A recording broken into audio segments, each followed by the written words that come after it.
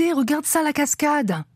Que ce soit sur la route du littoral, sous une pluie diluvienne, ou au bout d'une randonnée noyée dans la végétation, les cascades, elles nous arrachent des exclamations. La cascade, c'est le symbole de la Réunion, non ?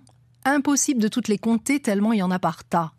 Niagara, Langevin, Trou de Fer, Voile de la Mariée, Takamaka, parmi les 5 premiers. Les plus remarquables, les plus visités. Avec mention spéciale feignasse pour Niagara qui se laisse admirer sans même devoir marcher et sans tournicoter sur des petites routes alambiquées.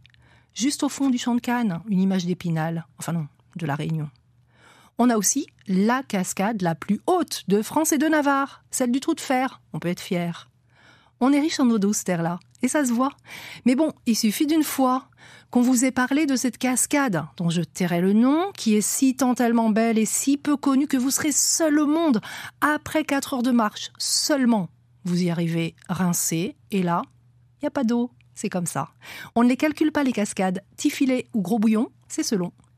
Mais en plein cœur de l'été, leur eau douce glacée, c'est le nirvana. Pour s'y poser, goûter la brume fanée qui débaroule du haut, pour y plonger, l'escalader ou la dégringoler en canyon bien amarré, ou juste faire un selfie devant.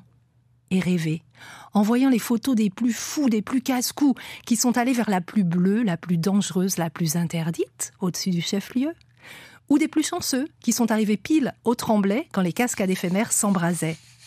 Ce n'est rien que de l'eau en crépitation, mais ça donne le frisson.